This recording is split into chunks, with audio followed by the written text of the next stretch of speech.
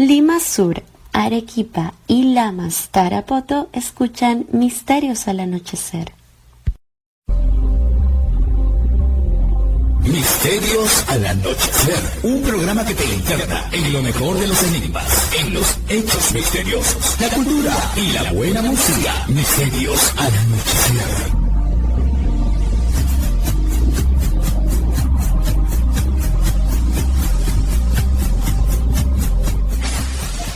Fernando Chapi Martínez está presentando Misterios al Anochecer. Síguenos también en YouTube, Facebook e Instagram como Misterio Infinito Perú. ¿Qué tal amigos? ¿Cómo están? Bienvenidos una vez más a Misterios al Anochecer a través de las emisoras FM que nos transmiten Radio Imperial 299.5 los domingos en el sur de Lima, Radio Arequipa Internacional 108 FM de lunes a viernes por las noches y Estación Lamas 96.3 FM para Lamas, Tarapoto y parte de la región San Martín los días sábados a las 7 de la noche. Asimismo, saludo a quienes nos escuchan a través de las plataformas, las radios virtuales ENEX.es, la radio del misterio, y acércateradio.org, ambas desde España. Y de España justamente son nuestros invitados del día de hoy. Pero antes de pasar con ellos, quiero también saludar a quienes me siguen en Misterio Infinito Perú en YouTube. Misterio Infinito Perú en YouTube, la plataforma en la que subo distintos contenidos, principalmente relacionados a los enigmas, aunque también por ahí algunos blogs, algunas otras cositas simpáticas, y por supuesto donde también se suben más temprano que tarde todos los programas, no solo de Misterios al Anochecer. También hay contenido exclusivo para esa plataforma y por supuesto están los antiguos programas de cuando el programa se denominaba Misterios al Atardecer hace ya algunos años atrás. Bueno, el día de hoy tengo un par de invitados que hace mucho quería entrevistar. Ellos tienen varias décadas de investigar los distintos enigmas que van desde las cuestiones paranormales y parapsicológicas, casas encantadas, psicofonías, transcomunicación instrumental y también el fenómeno ovni. De hecho, tienen en conjunto un canal llamado Parapsicovni en YouTube. Ellos son Charo Lozano y Joseba Orraca, directamente desde Aragón en España, y les mando un gran saludo, un fraterno abrazo. ¿Qué tal amigos? ¿Cómo están ustedes? Bienvenidos a Misterios al Anochecer. Pues muy bien, encantado de estar contigo, acompañarte en estos momentos, escucharte y saludar a todos tus oyentes. Muy contentos. Así es, Joseba. ¿Qué tal? Noches. ¿Cómo estás? Yo primero quiero pedir disculpas porque estoy con gripe, entonces no sé si se me escucha bien. A ambos se les escucha bastante bien, no se preocupen. Lo importante es que ya estamos aquí reunidos después de algunas cositas que hubo para la anterior vez en la que nos íbamos a juntar. Pero así son, hasta el clima a veces se confabula, que es lo que pasó la vez pasada, que aquí, como yo estoy en la Amazonía, cuando hay tormentas y todo ello, pues hay problemillas de internet, pero en general todo bien. ¿Qué tal por allá por España? Me imagino que ya son horas de la noche. Cuando yo estoy grabando esto son las 16:31 todavía por aquí. Pues hoy hace un frío horroroso. Hemos entrado en el otoño con muchas ganas, con muchas ganas. Aquí en la zona esta de Aragón, en Zaragoza, está pegando el viento con muchísima fuerza. Algo normal, tampoco nos vamos a quejar porque era muy esperado, este fresquito ya era esperado. Sí, por aquí todavía no nos alcanza el fresco. Bueno, yo soy de la ciudad de Lima, estoy viviendo por trabajo hace algún tiempo en la Amazonía. Igual se esperaba que baje un poco la temperatura, pero en realidad ha subido, no ha bajado. Así que, bueno, dicen que estamos en uno de los... Aquí es otoño. Bueno, aquí es primavera, me estoy confundiendo. Primavera, dicen que ha sido el otoño más cálido en muchos años, el invierno más cálido, la primavera, y ahora nos vamos para un verano, yo diría, bastante de temer, ¿no? Pero son las cosas que ocurren. ¿Qué tal, amigos? Quisiera que nos comenten un poco sobre Parapsicovni en general, sobre sus labores en pos del misterio y sobre todo de los temas relacionados a las psicofonías, a la transcomunicación instrumental, que son también asuntos que se han tratado en el programa anteriormente, por ejemplo, con Carlos Gabriel Fernández de Galicia. Bueno, él es argentino, radicado en Galicia, de seguro lo conocen, y con Héctor Quirós y con otras personas, pero hace ya buen tiempo. Sin embargo, ustedes también están dedicados a esto desde hace muchos años, así que me gustaría conocer su perspectiva. Pues mira, hombre, para Psicoovni piensa que es un canal reciente, es un canal modesto que nació a raíz de la pandemia que sufrimos todos. Y decidimos, tanto Charo como yo, ya que teníamos material de tantos años de investigación, pues de hacer una pequeña muestra pues de distraernos, de romper con la rutina, de romper con lo que estaba pasando. Y así nació Parapsicón. Y Parapsicón es un canal en el que hemos mostrado el trabajo de investigación que hemos realizado durante pues, estos 40 años. Y además, pues vamos presentando a algunos amigos con el fin de intentar acercar a todos aquellos que lo quieren ver lo que entendemos como es la investigación real en el mundo de lo extraño, ¿no? Muy alejada de lo que en muchos medios televisivos se venden. Y en lo que nos comenta la transcomunicación es una parte muy pequeña de lo que hemos estado haciendo, pero es una parte muy apasionante. Sí, bueno, es una parte que la seguimos estudiando porque es algo que no lo puedes dejar, es algo que tienes que hacerlo todos los días. No se puede parar y aparcarlo, ¿no? Hicimos un experimento en un laboratorio aquí en Zaragoza con un grupo de amigos y es cierto que hemos tenido contacto con otros compañeros y seguimos estudiando los resultados y fue la primera fase, esperamos poder hacer próximamente la segunda y la tercera. Perdón. Es muy complejo. A ver, es que hay que entender una cosa, sí. Bueno, perdona. No. Sí.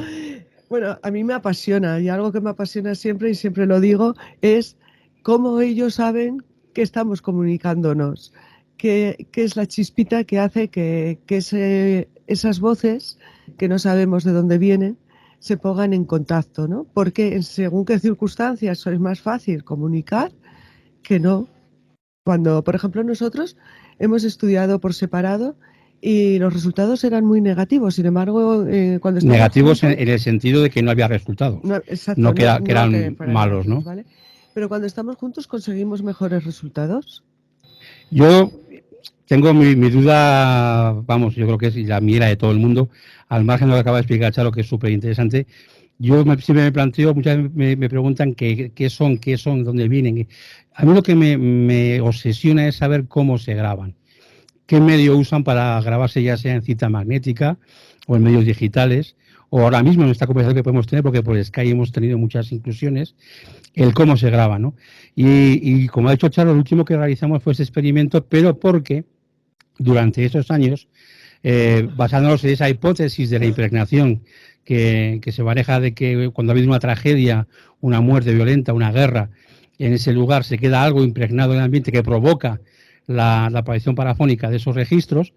Durante muchos años hemos acudido a estos lugares siguiendo un protocolo de investigación similar en todos, por no decir igual, en todos los escenarios, ya sean monasterios, sean sanatorios, sean pueblos abandonados, por ejemplo, como Belchite, que sobre todo ha conocido, y decidimos trasladar, pues una vez que ese trabajo ya está hecho y hemos tenido unos resultados y hemos entendido que hasta ahí ya no se puede hacer más por espacio controlado, decidimos llevar los mismos equipos a un laboratorio de acústica, donde el ambiente está controlado, donde no entra un ruido exterior, donde no afecta nada que pueda interpelar o incluso, yo que sé, interrumpir una comunicación, como puede ser en un pueblo, pues un coche, un avión, un tractor, ¿no?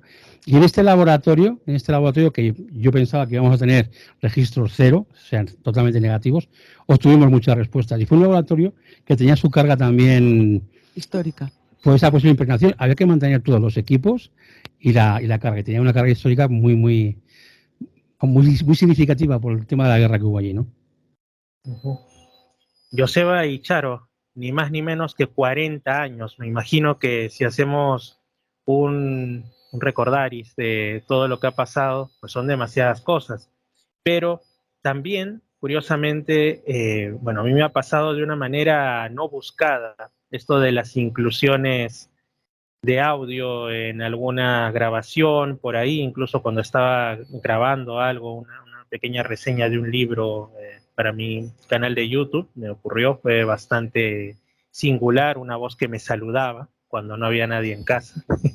Por ahí debo tener esa grabación, pero también un asunto que lo comenté con otro investigador, con Héctor Quirós, y es, yo pensaba que era cosa mía, pero de unas extrañas voces que a mí me gusta el diexismo, a mí me gusta estar en la noche hasta altas horas buscando la captación de señales de radio lejanas, sobre todo más que en onda corta en AM. No sé por qué me gusta mucho la AM, incluso con equipos pequeños, no demasiado especializados, de países cercanos.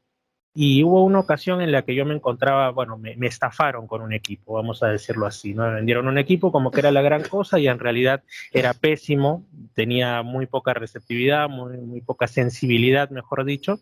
Pero ocurrió que una noche yo estoy en una ciudad que se llama Puerto Maldonado, también en la Amazonía, donde no hay ninguna emisora en AM a muchísimos cientos de kilómetros a la redonda, y se meten como si hubiese una antena al lado de mi casa, que además yo estaba en una zona semi-rural, unas voces metálicas, fortísimas. O sea, era una cosa, pero parecía de una de esas películas serie B de robots invasores del espacio o algo por el estilo. Ya bueno, escuchar eso a las, digamos, 3 de la mañana, no es algo que dé muy buen rollo, como dicen ahí en España, ¿no? Entonces, le comenté esto y también lo comenté con otras personas y dijeron que el fenómeno no solamente de las voces con las que interactúa, sino también de otras voces que no parecen tan humanas, de tipo metálico, en este tipo de circunstancias, no es la cosa más común, pero tampoco es que sea un suceso que no se ha tenido antes, ¿no? Y yo también me pregunto eso, ¿no? Si supuestamente para algunos se trata, digamos, de que al otro lado tienen algún tipo de equivalente a nuestros transmisores de radio, ¿cómo es posible que contacten de esa manera, digamos, atravesando las barreras, en este caso no del espacio, sino de las dimensiones, y llegando con tanta fuerza a un equipo que por poco y no captaba las radios de la misma ciudad en la que estaba? Entonces son muchas cosas, ¿no? A mí la verdad me parece un fenómeno muy singular. Hombre, singular y muy divertido, porque nosotros, por suerte, por desgracia, todas las inclusiones que hemos ido obteniendo, ninguna ha sido trágica, ni terrible, ni de yuyu, ¿no? De miedo. Siempre han sido voces agradables que nos han saludado, han hablado, sobre todo a Charo, ¿eh?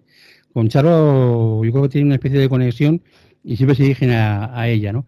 Lo que sí es cierto es que, es lo que acabas de decir tú, esas voces metálicas, en algunas ocasiones las hemos recibido, pero no sé cómo explicarme.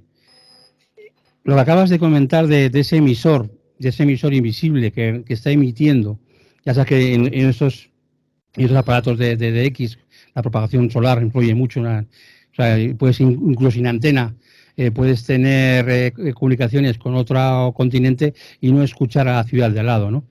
Entonces, a mí me ha pasado en la banda lateral que muchas veces estas voces que son como metálicas, pero que luego, tratándolas un poquito, pues ya se vuelven un poquito más humanas.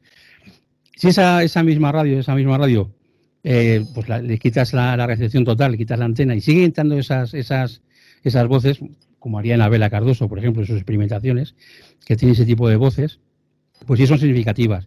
Nosotros no hemos tenido un número muy importante de esas inclusiones, pero sí hemos tenido siempre, digamos que ya es una voz familiar que nos acompaña. Allá donde vayamos, parece que siempre que es la misma voz la que nos viene a decir algo. Sí, normalmente suele salir una voz femenina que suele ser muy parecida siempre, pero yo parto desde la base de que como no tenemos ni idea de lo que es, esas voces para mí son unas grandes mentirosas, porque hemos obtenido registros en los que imitaban la voz de algún compañero cuando el compañero no estaba presente. Son voces que parecen decir... Sí. Parecen decirte lo que tú quieres escuchar. Por ejemplo, nosotros nunca hemos ido con la idea de que por ir a un sitio en el que haya una tragedia vamos a obtener registros negativos, porque al igual que ha habido una tragedia, vamos a un sitio donde ha habido una fiesta y esa energía, esa alegría, también tiene que transmitir voces positivas. Como nunca hemos ido buscando nada negativo, nuestros registros siempre son positivos. Por lo que yo creo que esas voces te dicen un poco lo que tú estás buscando. Como no buscas nada negativo, siempre somos positivas. Entonces, ahí entramos en el tema de si somos nosotros los que estamos provocando esas voces. Porque hay que tener una cosa muy claro, Fernando. Nosotros no escuchamos con el oído, o sea, nosotros recibimos sonidos a través del oído, pero es nuestro cerebro el que interpreta esos sonidos. Yo posiblemente, si voy a la zona en la que estás tú, habrá sonidos que ni siquiera sepa lo que son. O sea, porque no conozco aquella zona, no sé qué animales hay, no sé cómo suena el aire. No, parece una tontería, pero es verdad, yo no tengo tus recursos porque no he vivido allí, ¿no? Igual que si yo me voy a Kenia, pues habrá cosas que tampoco puedo entender ni saber ni identificar, ¿no? Depende a tu vivencia, a tu grado cultural, a donde tú vivas, tu cerebro adapta esos ruidos a algo que puedas interpretar y que lo puedas reconocer. Y evidentemente... Sí, perdona. Y lo que mencionas es totalmente cierto, y a mí me ha ocurrido y me hizo sentir un poco como un tonto, ¿no? En una ocasión, lo comento así con todas sus letras, porque yo soy de la ciudad de Lima, de un entorno totalmente distinto, y pues cuando recién vine a trabajar aquí a la Amazonía, resulta de que me siento debajo de un árbol, y en determinado momento se produce un sonido pues ensordecedor, que a mí me parecía metálico, me parecía casi electrónico y prácticamente insoportable, ¿no? Entonces, lo primero que vino a mi mente por el condicionamiento de los temas que me agradan y todo esto era el famoso hum, ¿no? O el hum, Sí. como lo quieran decir. Yo dije, wow, qué cosa, incluso lo llegué a grabar. Después me enteré, porque escuchaba un poquito de ese sonido de cuando en cuando, que son unos animalitos que se llaman, bueno, algunos le llaman chicharras, otros le llaman cigarras, pero justo yo había ido a sentarme en un árbol que estaba plagado de esos bichos, y como estaba llegando el atardecer, todos juntos se habían puesto a hacer su sonido, y que no era el único foráneo que le extrañaba, que decía, ¿qué está pasando aquí, no? Pero simplemente era que no estaba habituado a los sonidos de ese entorno, ¿no? Entonces, ¿cuántas equivocaciones ocurrirán justamente por eso, ¿no? Mira, nosotros con este experimento queríamos demostrar también otra hipótesis que tenía, ¿no? Que es la hipótesis del experimentador. O sea, si yo quiero escuchar algo, yo voy a escuchar eso que quiero escuchar. Si Charo quiere escuchar algo, lo va a escuchar. Pero si estamos un grupo, estamos un equipo, en el mismo lugar, con el mismo equipo, haciendo las mismas preguntas, en el mismo escenario, ya es muy diferente. Ya no puedes interpretar, porque somos varios los que tenemos que interpretar algo parecido. Y el experimentador, incluso su carga emocional, el estado en que se encuentra, si te encuentras más animado, si te encuentras más triste, si estás deprimido, si estás muy alegre, lo que te produzca el escenario donde estás grabando. No es lo mismo grabar la experimentación en un laboratorio que hacerlo, por ejemplo, en un sanatorio abandonado. ¿Por qué? Porque eso condiciona al experimentador. Y si el experimentador no tiene la suficiente experiencia, se deja sugestionar. Y aquello que escuche va a estar relacionado con su sugestión, no con lo que se haya grabado. Parece que estoy aquí yo aseverando como si fuese aquí el poseedor de todas las respuestas, que no es así, que soy un ignorante.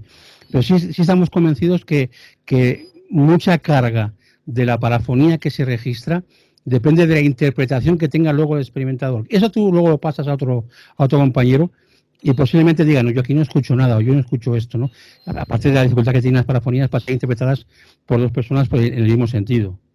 Hombre, hemos desechado muchísimas, obtuvimos muchísimos registros y después, pues algo también que comentamos es que teníamos muchas cámaras de vídeo enfocándonos y muchos registros que en un principio nos parecían positivos, después nos dimos cuenta que aunque pretendíamos estar en silencio, inconscientemente hablas.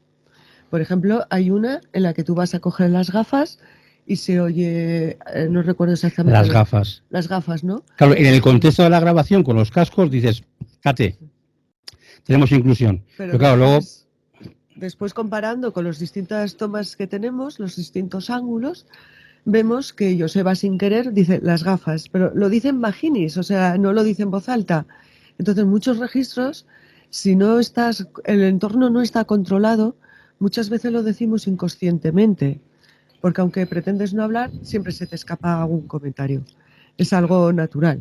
Claro, y ese experimento lo que nos ha llevado a plantearnos es todo el trabajo que hemos hecho anterior, que aunque hemos seguido un protocolo muy riguroso, muy estricto de controlar el escenario para evitar esos focos que puedan afectar a la grabación, ya sea con sonidos ajenos o los mismos nuestros de roce de ropa, nos hemos dado cuenta que si en un escenario tan aséptico como un laboratorio hemos obtenido registros nulos, negativos, que ha habido que descartar por esa influencia externa, ¿qué no habrá podido pasar cuando hemos grabado en Belchite, cuando hemos grabado en Agramonte, cuando hemos grabado en Calanda, cuando hemos ido a una casa donde hay fenómenos poltergeist y hemos tenido resultados?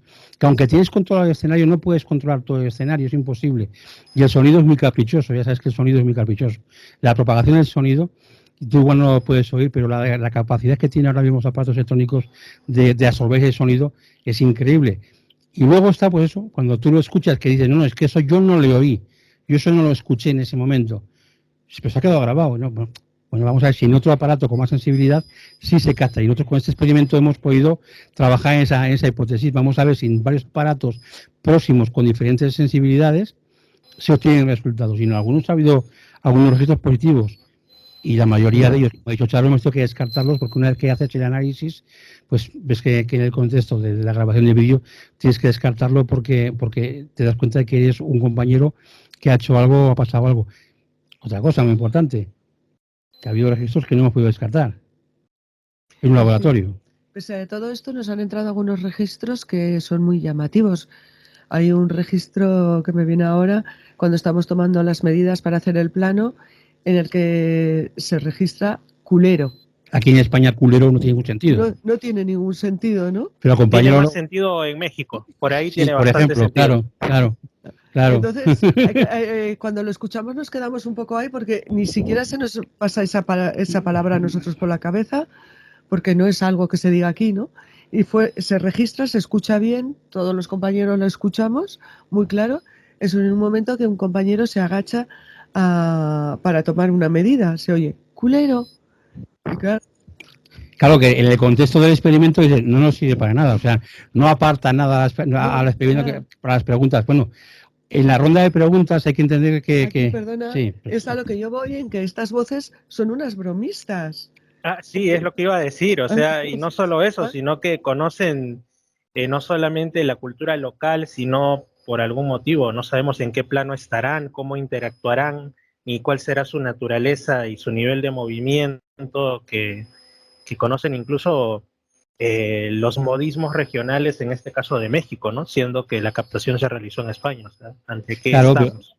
Es que, claro, este primero de parafonía, el primero de psicofonía, que la mayoría de los registros se graban en el idioma del experimentador. O sea, nosotros hemos tenido registros en francés, en latín, en alemán, en inglés, pero son muy poquitos porque, claro, no interpretamos nuestra lengua madre, que es el español. Cuando estás escuchando, no estás buscando palabras en inglés, estás buscando palabras en español que te complejan. Y aquí, pues en este laboratorio, en la fase de preguntas controladas, sí ha habido respuestas directas a la pregunta, que es ahí donde vemos que el fenómeno, pues en algunos momentos, como nos ha pasado en cualquier otro lugar, incluso aquí en nuestra casa, en este estudio, el fenómeno muestra esa inteligencia de que te responde a lo que estás preguntando, dentro del contexto y en el lugar que estás preguntándolo. Pero, perdón, sí que una de las preguntas que hacíamos es ¿cuántos dedos tenemos levantados? Ahí es cierto que contestaron 4. Pero después le preguntamos, ¿me oyes? Y después, ¿me ves? Sí. O sea, ¿me ves pero no me oyes? A la pregunta ¿me ves? Contestan que sí, a la pregunta ¿me oyes? No contestan.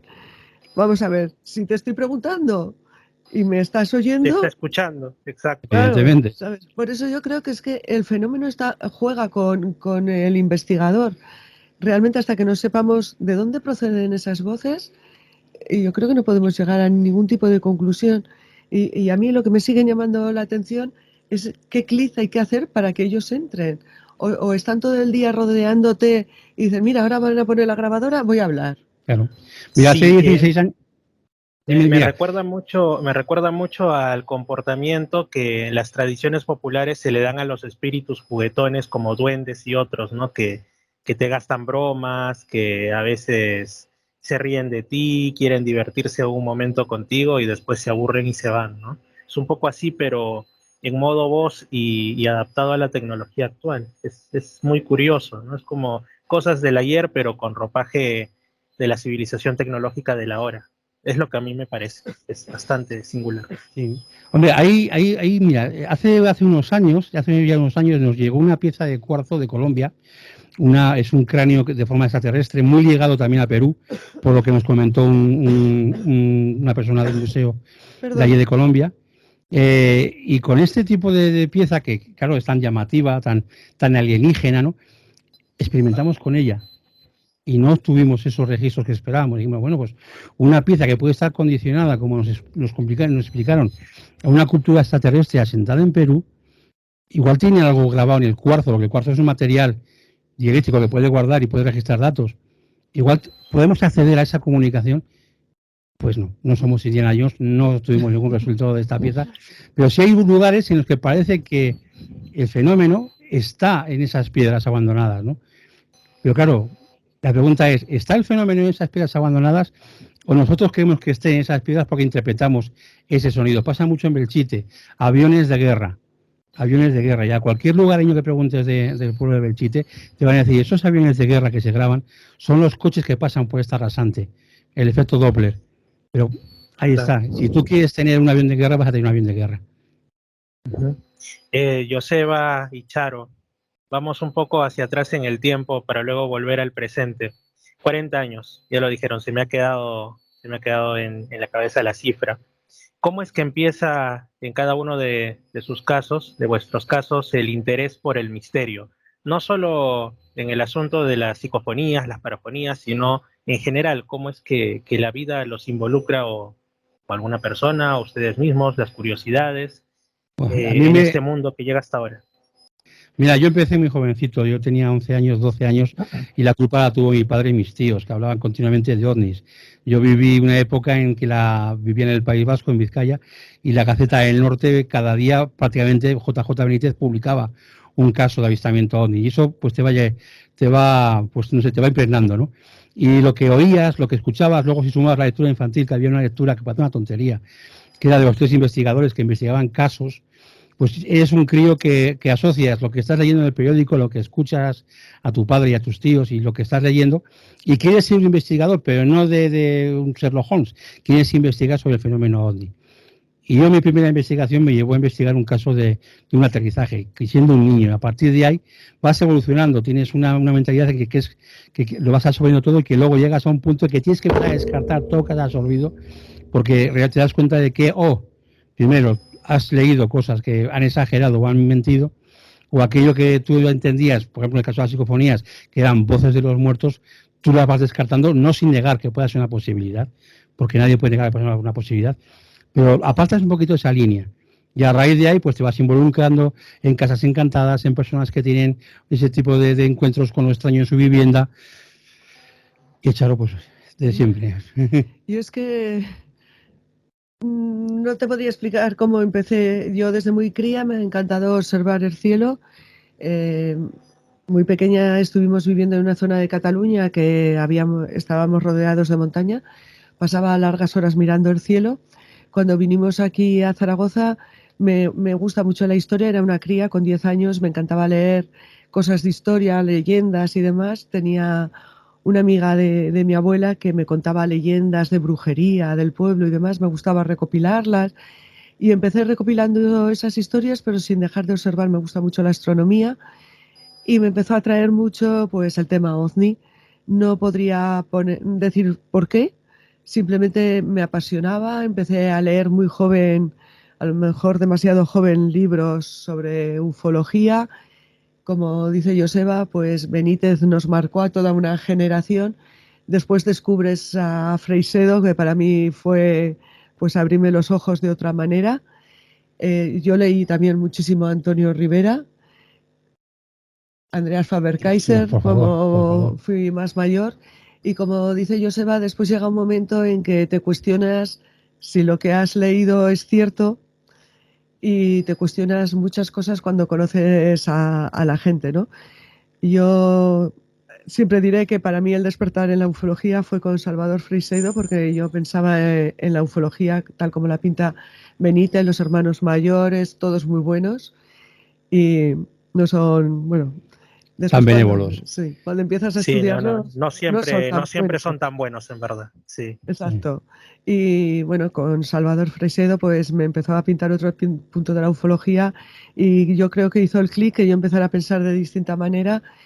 Y la verdad es que lo que es transcomunicación me he aficionado más a raíz de estar nosotros juntos, porque yo sí, bueno, lo típico de que grabas en cementerios, en sitios así, por ser una parte del misterio, ¿no? Pero apasionarme como me apasiona, o el tema de qué hay después de la muerte, ha sido más mayor. Sí. Cuando he empezado además, a interesarme. Hay una cosa muy curiosa, que la vamos a contar aquí ahora en petit comité, en secreto. Yo soy un apasionado del fenómeno poltergeist, o sea, me encantan las casas, hemos ido a muchísimas viviendas en lo que ha habido fenómeno para estar con la familia, me gusta el estar con la gente, vivir su experiencia, intentar poner en su lugar, y Charo también empatiza mucho con esta gente. Digamos que ese es mi tema, y Charo es una apasionada de la adopción, del tema de adopción. En muchas ocasiones, ahora estamos metidos en un proyecto sobre adopciones con gente sobre todo de Argentina, que son temas que nos apasionan. Y cuando estamos metidos, otro día lo estábamos comentando, cuando te involucras mucho en el tema de la adopción, ¿qué pasa? Pues que, perdón, la gripe, perdón. Pues normalmente cuando empiezas a estudiar algo en profundidad parece que el misterio te empieza a rodear y empiezan a pasar cosas. Sí. Igual que te empiezan a abrir puertas y empiezas a encontrar cosas que no te esperas. Y a grabar cosas que no esperas porque estás en tu propio domicilio. Ves que el fenómeno te está acompañando, no tienes que ir fuera a buscarlo, porque cuando hacemos aquí la experimentación, ves que lo tienes aquí en casa, que te acompaña, que te responde, que te, digamos que no que te vigila, sino que bueno, pues está pendiente de ti, pero siempre suele ser a raíz de ese punto. O bien, no sé si conocerás lo que es el código TUN, que es un código, digamos, no sé si lo conoces, te lo puedo explicar, Charo, brevemente, porque también es muy importante. Sí, por favor, porque ahí sí ahí sí, como decimos aquí, me agarraron. Eso sí, no lo conozco, he de reconocer. Por favor, Charo, si nos lo pudieras explicar. El código TUN se basa en un libro, espera que te lo enseño. Sí. El código TUN, mientras Charo se da la vuelta, que no lo ven los oyentes, digamos que es una sintonía musical hecha a piano. Está basado en un libro que recoge, bueno, digamos que el físico ya fallecido, Carlos González Cutre, decía que él que era físico no podía interpretarlo. Nosotros que no somos físicos se nos escapa muchísimo, pero bueno, tú lo tienes en la mano, enséñaselo si quieres para que lo vea. Está basado en este libro, en la teoría del universo multidimensional. Exacto. Bueno, yo no he conseguido leerlo porque no tengo ni los conocimientos en física ni en matemáticas para seguir su desarrollo. Y todo esto termina con una serie de fórmulas que se han pasado a música y es un código que parece que despierta a lo que hay, al misterio, ¿no? Parece que es como una puerta para comunicarte. Nosotros solemos trabajar, él no le gusta a mí me pone muy nervioso esa música repetitiva, pero tengo que reconocer que a raíz de experimentar, Charo, con ella, yo me he dado cuenta de lo que es capaz el código TUN. O sea, no es que sea un portal al multiverso, no, pero sí afecta en algún momento para que ese fenómeno que está aquí invisible y que nos acompaña, pues se haga un poquito más fuerte. Como verás, las fórmulas se pasan a partituras y es una música pues un poquito repetitiva. A lo mejor a mí me relaja, a él le pone de los nervios. O sea, con cada persona actúa de distinta manera. Tenemos amigos que también les irrita y a otros que les relaja muchísimo. Quizá entonces no es que actúe tanto sobre, como ahora se estila decir, sobre otros planos o sobre entes, sino sobre la propia psique humana. Y digamos que la prepara, la sensibiliza, la abre, como querramos decirlo, ¿no? Puede andar por ahí la cosa también. Yo creo que va por ahí. Y cuando trabajas con él, pues pasan, no es que sean grandes cosas, o sea, pero empiezan a pasar pequeñas cositas. O lo que hace es que tú te des cuenta, a lo mejor hubiera pasado igual, pero a lo mejor no te hubieras dado cuenta. A lo mejor si nos fijáramos más en el día a día, hay más misterio en el día a día. Pero cuando estás trabajando con él, pues parece que estás más sensibilizada a cualquier cosa que pueda pasar. Y lo hemos utilizado, por ejemplo, en el laboratorio. Como portadora. Lo utilizamos como portadora. O sea, pusimos para que ese arrastre, igual que se puede emplear ruido blanco, el agua, el aire, cualquier portadora, ruido rosa, nosotros empleamos ruido blanco para una serie de preguntas y el código TUN para otra serie de preguntas.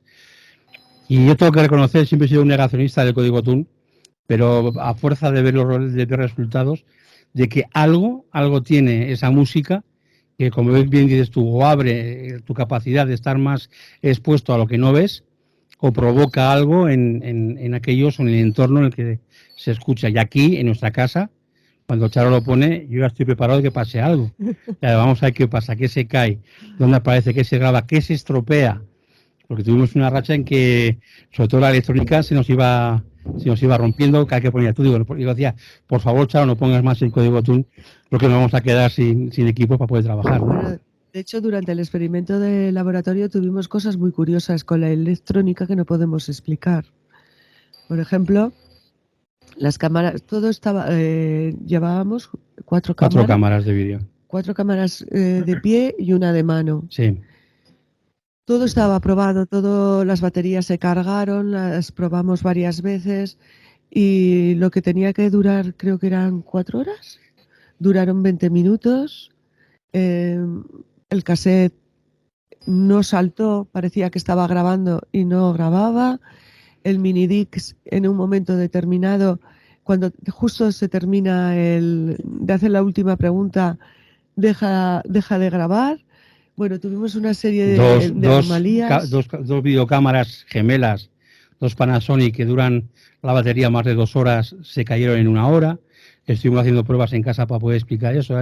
Quizá nos han cargado bien, hicimos decenas de pruebas con las cámaras para poder descartar, pero coincidió, a mi pesar, en el momento en que poníamos el código TUN.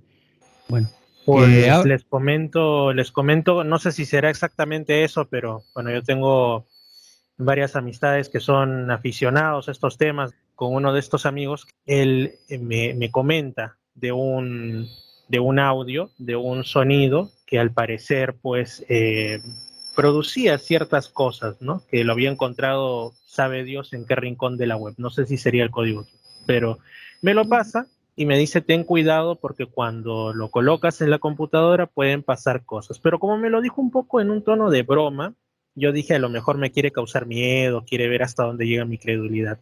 Bueno, yo les cuento que lo puse en la computadora y pasaron 4 cosas. Ni bien empezó a sonar una cosa de 2 o 3 minutos, se fue la luz. Y yo pensé que la luz se había ido en todo el bloque donde yo vivía, ¿no? Solo se habían ido ahí. Cuando vemos con mi padre, se habían fundido los, valga la redundancia, fusibles de la luz. Dijimos, bueno, probablemente es una falla como puede ocurrir. Esa noche, cada vez que ponía esa situación, que de ahí la borré del miedo que me causó, porque me causó miedo, se quemaron los fusibles 3 veces.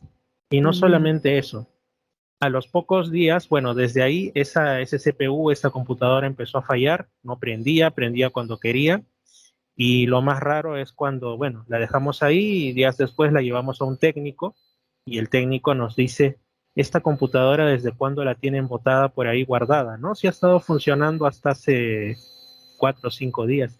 Y dijo, es que por dentro está totalmente herrumbrosa, es como si lo hubieran dejado al aire libre en un lugar con lluvia, con humedad, con todo, pero si hasta tiene telas de araña, o sea, es imposible que esto tiene que haber estado sin funcionar 1 año, dijo, o algo así.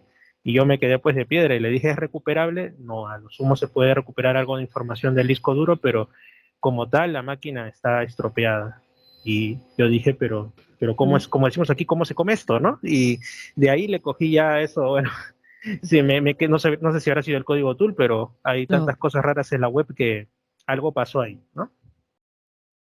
No creo, el código TUN yo creo que no está no es tan negativo. A ver, no es que sea negativo, no, pero vamos, quiero decir que sí que hay algo que puede afectar, ¿no? Que puede abrir, pero vamos, no hace falta que sea un código que salga de una partitura física, ¿no? Hay sonidos de naturaleza que te afectan en la grabación o en tu forma, es lo que hemos comentado hace un poquito, Fernando. El estado del experimentador, digamos que es el 80% de la grabación. Ya tienes el estado del experimentador, luego tienes un 15% de los equipos que uses y luego ese 5%, pues que sea esa causa, ese fenómeno, que decida pues presentarse y se muestre y nos deje un registro o provoque una situación.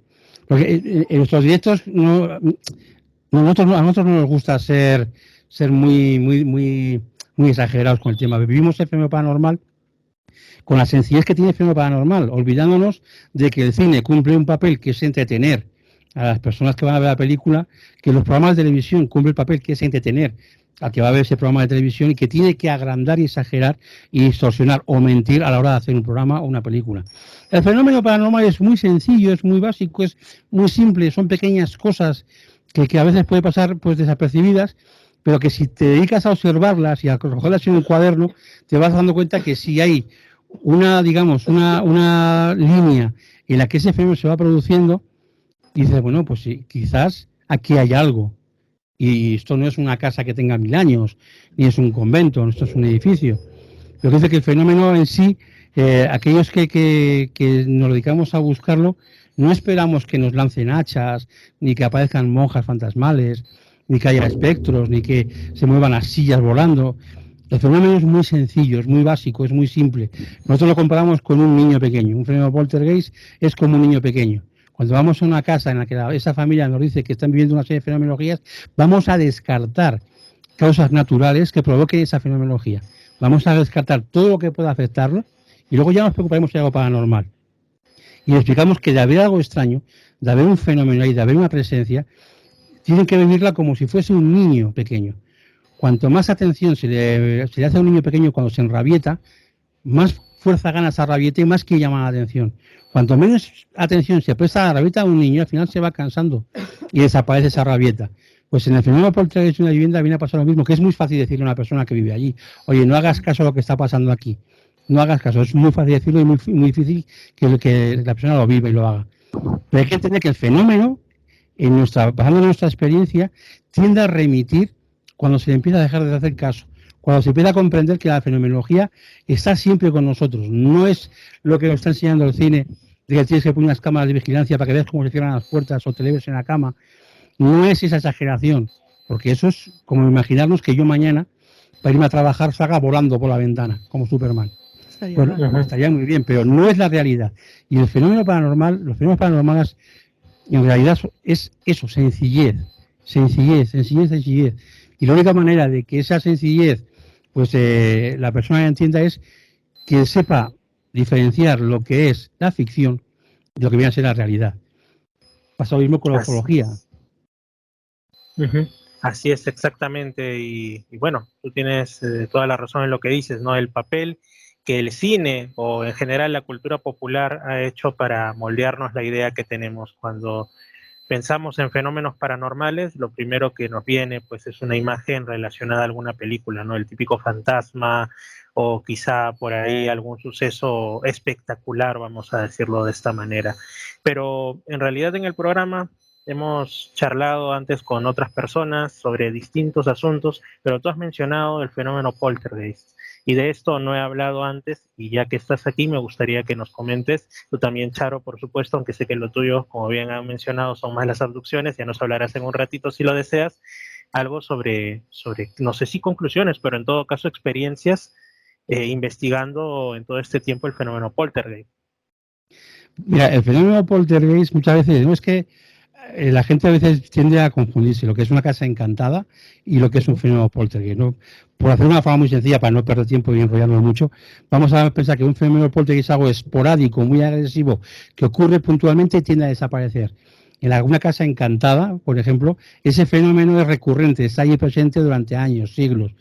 Entonces, el fenómeno poltergeist, que es el más cercano a las personas que lo puedan vivir en sus viviendas, en sus domicilios, es un fenómeno pues que es muy desagradable, pero porque esas mismas personas, digamos que están contaminadas, entre comillas, por lo que han visto en el cine.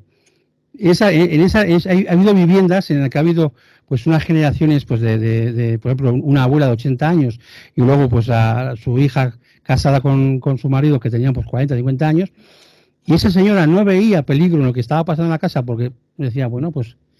Pero las personas más jóvenes de 50 años que habían vivido, que se habían comido esa cultura de la ficción, del cine, de los programas, del miedo, del yuyu, sí tenían miedo a lo que estaba pasando allí.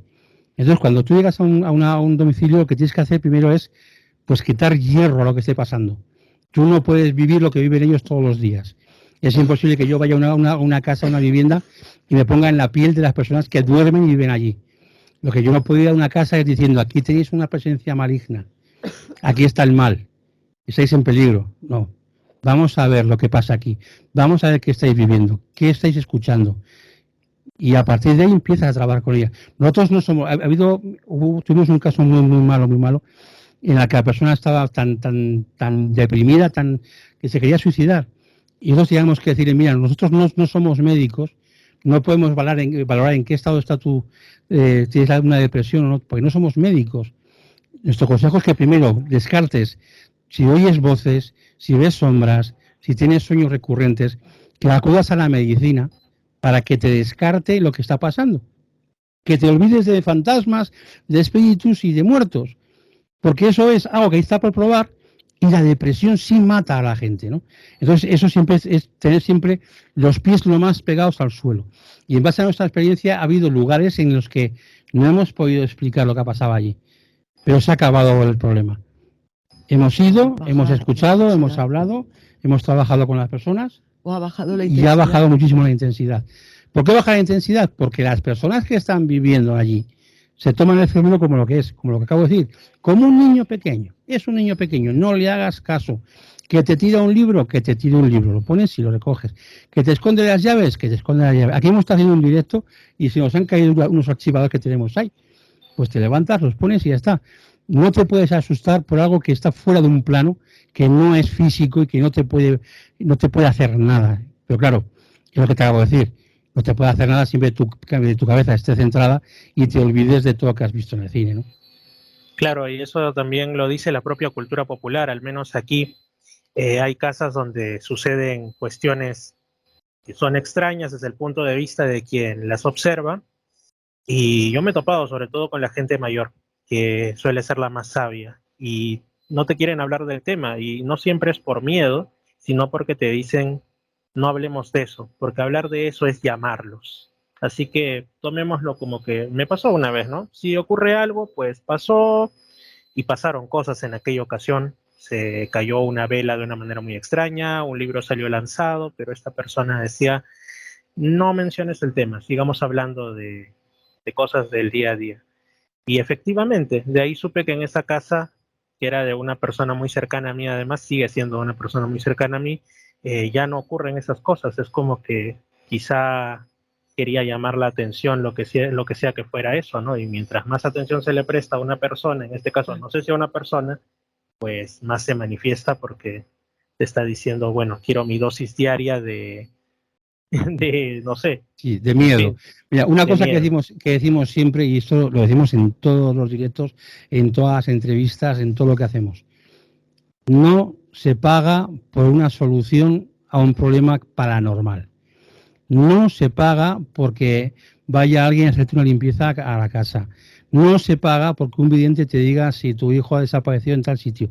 No se paga porque si estás pagando estás complicando más el problema. Nosotros llevamos 40 años, evidentemente, haciendo todo gratis. Nosotros no cobramos un duro. No intentamos enriquecernos con este tema porque nos apasiona. Vivimos el tema porque nos apasiona. Pero el problema que tienen estos fenómenos es que una persona está tan desesperada que sí pagaría a alguien para que le solucione el problema. Y no es, desde mi punto de vista, que no soy nadie, desde mi punto de vista, basado en mi experiencia, las soluciones mágicas no existen.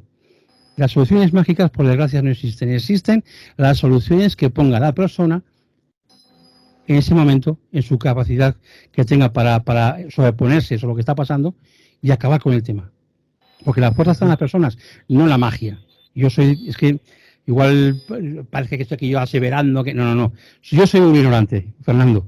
Pero yo, basado en mi experiencia, entiendo que es más sencillo que una persona entienda que es más fácil que el vecino tenga una lavadora que está produciendo ultrasonidos que le estén afectando, que haya una presencia en su casa. Entonces, vamos a llamar las cosas por su nombre. ¿Qué pesa más, la realidad o lo extraño? Así es, me parece una postura muy sensata, Joseba, y respaldada también por todo el tiempo que tienes investigando. Charo, hemos ahora andado vamos a ponerlo así como el nombre de vuestro canal, Parapsicopni. Hemos estado discurriendo por el parapsico, ahora le toca al ovni. Y como tú, Charo, eres apasionada del tema de las abducciones, me gustaría que nos compartieras algo sobre lo que vienes investigando al respecto. ¿Cómo es que ese tema caló en ti, te llegó a interesar tanto? Pues como igual que mi afición no podría explicar el origen por el tema de las abducciones. hay otro tema que también me interesa muchísimo, que no está dentro del nombre, que es el ataque de los a los animales. El ataque de ganado. ¡Ay, qué tema! Aquí en Perú hemos tenido algo de eso hace pocos meses, en una localidad. De hecho, pasé las entrevistas a las personas que fueron testigos directos en el programa, en una localidad llamada Ocobamba, en los Andes peruanos, en la zona sur de los Andes peruanos. Salió en la prensa y, como suele ocurrir en estas cosas, como una especie de rash, lo mismo ocurre, pasan unas cosas y el fenómeno desaparece, pero nunca había estado tan, digamos así, cerca geográficamente. No suelen pasar esas cosas o no se informan aquí en Perú, es más cosa de otras latitudes, pero sí, o sea, es intrigante lo que se veía en las fotos que me compartieron. Y sí, coméntanos sobre eso, por favor, Charo, interesantísimo y de actualidad. Nosotros ahora llevamos un tiempo que no hemos tenido ataques, pero tuvimos una temporada que en la zona de Aragón, La Rioja, Navarra, se produjeron bastantes ataques a ovejas. Aquí son las ovejas lo que más se ha atacado. Y normalmente aparecían desangradas, con las heridas cauterizadas. Nada que ver con lo que se da, por ejemplo, en Argentina. Nosotros hablamos mucho con Quique Mario y el tema en la Patagonia es impresionante, ¿no? Los ataques allí no tienen nada que ver con lo que se ha dado en España. El fenómeno aquí es mucho más sencillo. Y las veces que se ha visto algo, se ha visto una especie de perro enorme, como si fuera un gran lobo negro. Que no El tiene nada. lobizón, me parece que lo llaman allá, el lobizón en Argentina, ¿no? Es distinto, no tiene tanta relación. Creo que en los casos que hemos ido recogiendo, solamente en 2 ocasiones, por ejemplo, podemos relacionar el tema de los ataques con las luces en el cielo. Así como en Argentina son muy comunes las luces en el cielo, en los depósitos de agua que se vacían. Con los ataques de ganado, aquí el tema es más light, digamos que también se tapa más, posiblemente por tema de seguros con el ganado y demás. Pues cuando hay algo raro es muy difícil que llegue a la prensa, porque si no, los seguros no cubren esos ataques. Y el Interesante. tema, sí, Interesante porque hasta en eso entran cosas tan terrenales como los seguros, la economía y lo monetario, ¿no? Poderoso híbrido, Parece, ¿no? sí, increíble. qué curioso. Por ejemplo, Increíble. tuvimos un caso hace ya muchos años, ¿no? En que por 3 ocasiones atacaron al ganado estando dentro de la paridera, el corral donde estaban recogidas. Las tapias tenían más de 2 metros de altura. Cualquier cosa que hubiera entrado tenía que haber entrado volando.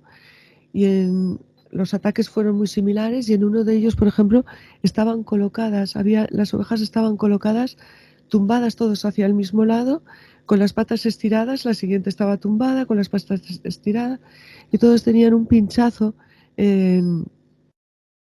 entre la pata y el vientre, y presentaban una falta de sangre. Incluso un cordero tenía la cabeza arrancada.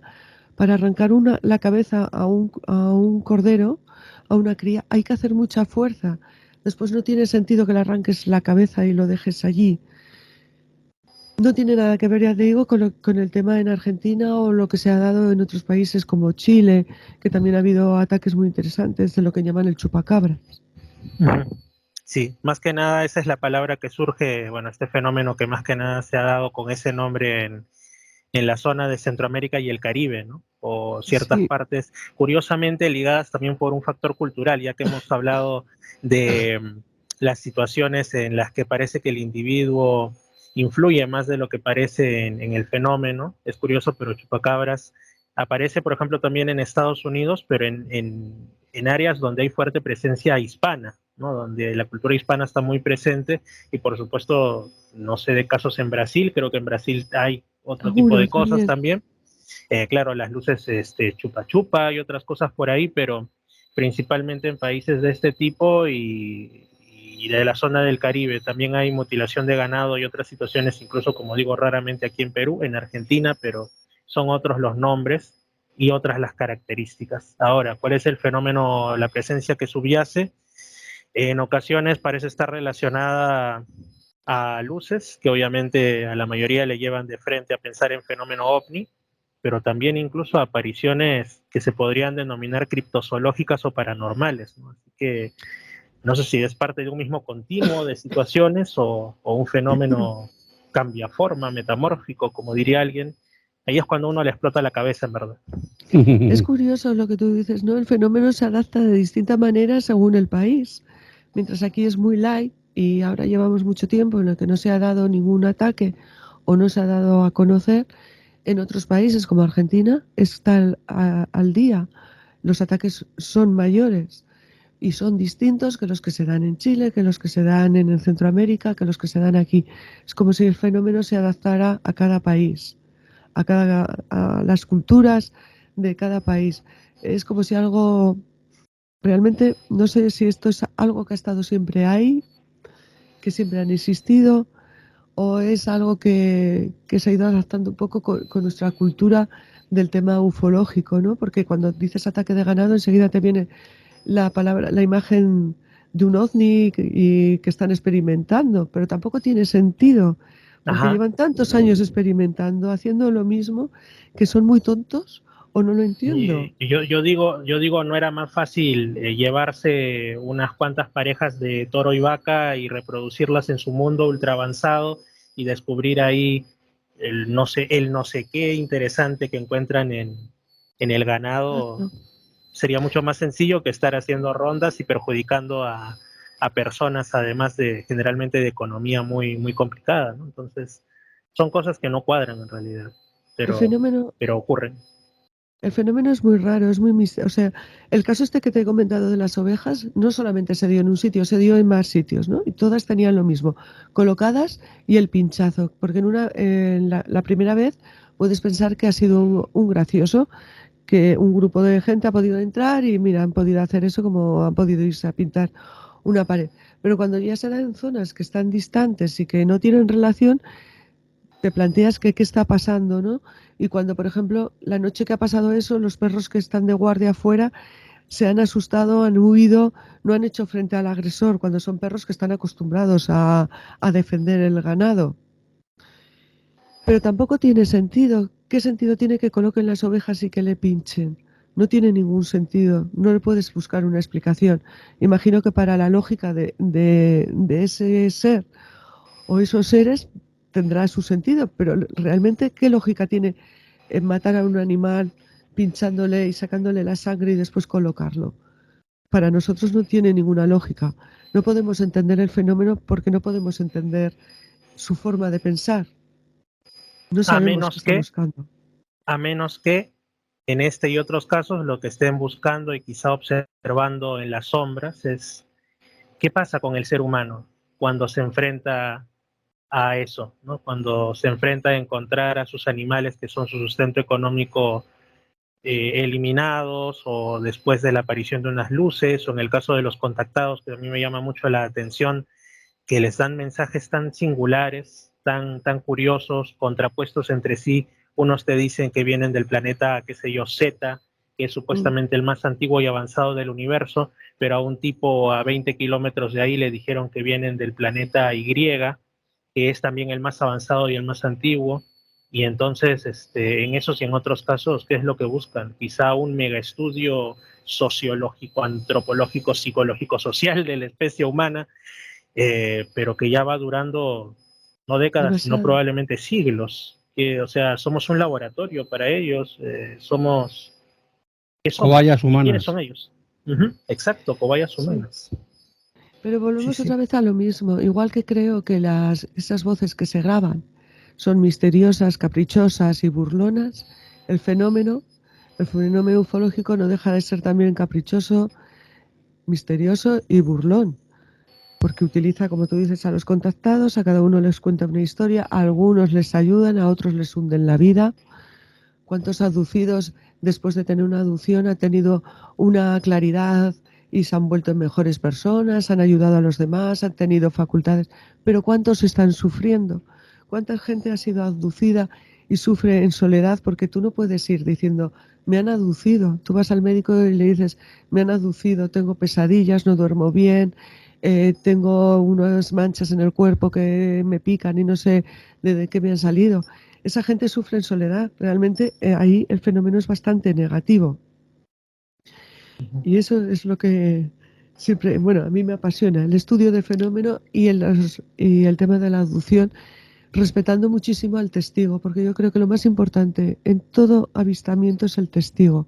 Respetar al testigo y escucharlo, porque necesita expresar lo que le ha pasado y no encuentra, porque la gente se burla, se ríe, no es algo que puedas contar. Y para mí el testigo es la parte más importante, aparte de que sean luces, que sea alargada, redonda, que tengan forma del típico Eve, que tengan 40 brazos, que sean una lagartija. Lo importante es el testigo, lo que ha sufrido y cómo va evolucionando, cómo ha aceptado ese hecho que le ha pasado y cómo se ha ido adaptando a él.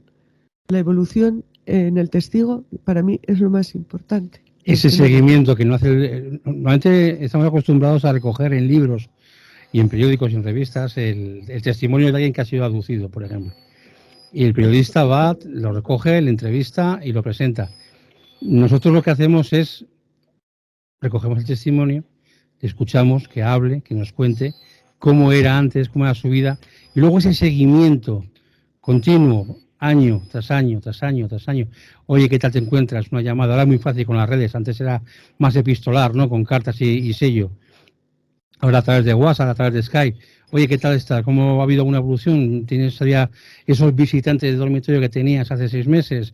¿Has ido al médico? ¿Qué tal tu salud?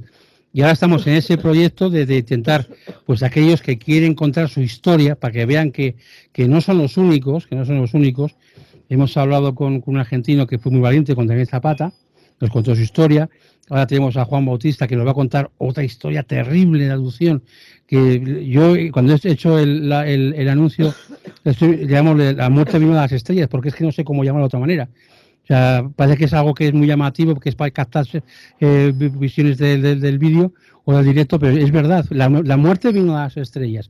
Y son historias que dentro de lo similar, dentro de lo que es el campo de la abducción, que yo soy muy escéptico con el tema de la abducción, siempre he sido muy escéptico, pero a fuerza de escuchar a estas personas, algo les ha pasado de verdad.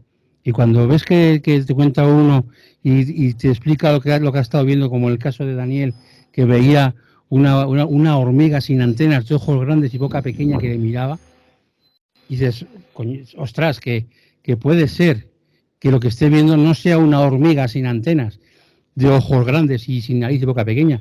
Es que a mí, yo cuando veo una hormiga sin antenas, de ojos grandes y boca pequeña, se me viene la cara de un Eve. Exactamente. Exacto. Se me viene eso. Cuando te lo está contando, dices, ostras, y cuando hablas con otra persona y te cuenta algo similar, totalmente con otra vivencia que le ha pasado años posteriores en otro lugar, y de aquí hay un factor común que algo está pasando, algo lleva pasando muchísimos años.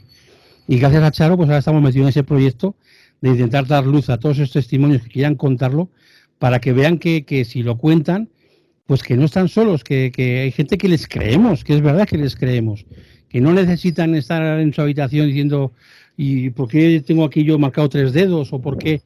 Bueno, cuéntanoslo, que hay más gente como tú, que luego se puede hablar y se pueden hacer reuniones por Skype, o como hacen en Argentina, que hacen cafés ufológicos, donde... Qué bonito es eso, ¿eh?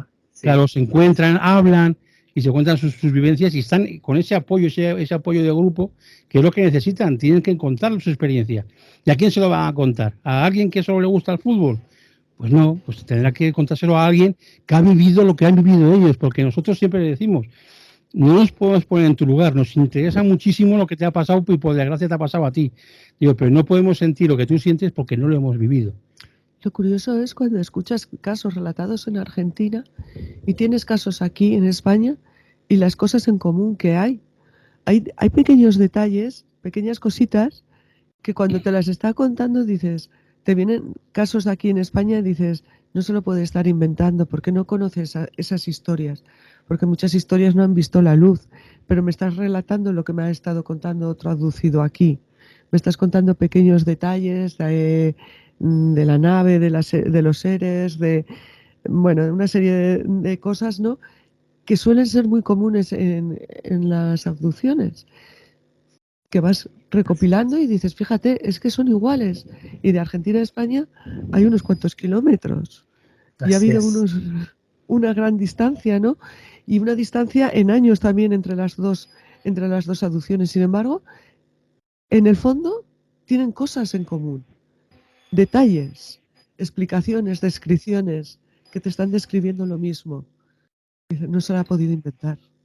Sí, es como que más allá de algunos detalles, vamos a decirlo así, ornamentales, hasta cierto punto algunos detalles secundarios dentro de una gran historia, lo que subyace en el fondo es lo mismo. Es un fenómeno transversal quizá a la historia de la especie humana y también a sus geografías y a sus culturas. Joseba y Charo, quiero agradecerles por esta conversación. Hemos estado una hora charlando al respecto, un poco conociendo sobre Parasicomni, y no solo Parasicomni como un canal, sino como la labor de investigación que ustedes desarrollan ya tantas décadas, por lo cual yo los felicito desde que conocí el canal, desde que supe de ustedes por Héctor Quiroz, si no me equivoco fue, investigador también. En realidad me fascina lo que hacen, y yo espero que haya una próxima y pronta oportunidad de charlar aún más, porque estoy seguro que es mucho lo que podemos compartir. Ya también en una siguiente ocasión yo les estaré comentando algunas cosas mías si así lo desean.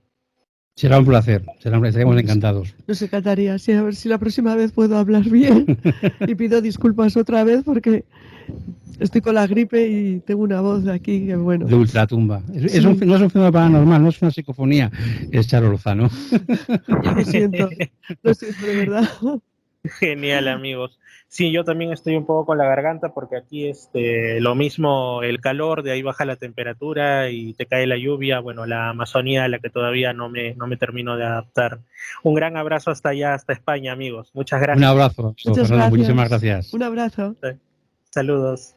Amigos, han sido Charo Lozano y Joseba Orraca, aquí en Misterios al Anochecer. Muchas gracias por habernos acompañado, ya saben ustedes, en Radio Arequipa Internacional de lunes a viernes, formando parte de la programación nocturna, en Radio Estación Lamas los sábados a las 19, a las 7 de la noche en Lamas y Tarapoto, y los días domingos en Radio Imperial 2 de Lima Sur, a partir de las 8 de la noche en adelante. Muchas gracias por acompañarnos y un fuerte abrazo, y no se olviden, todo esto se sube en Misterio Infinito Perú en YouTube, y por ahí también pueden darle una chequeadita a Misterio Infinito Perú en Instagram.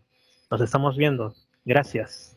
Fernando Chapi Martínez está presentando Misterios al Anochecer. Síguenos también en YouTube, Facebook e Instagram como Misterio Infinito Perú.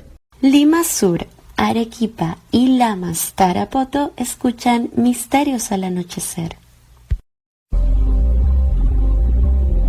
Misterios al Anochecer, un programa que te interna en lo mejor de los enigmas, en los hechos misteriosos, la cultura y la buena música. Misterios al Anochecer.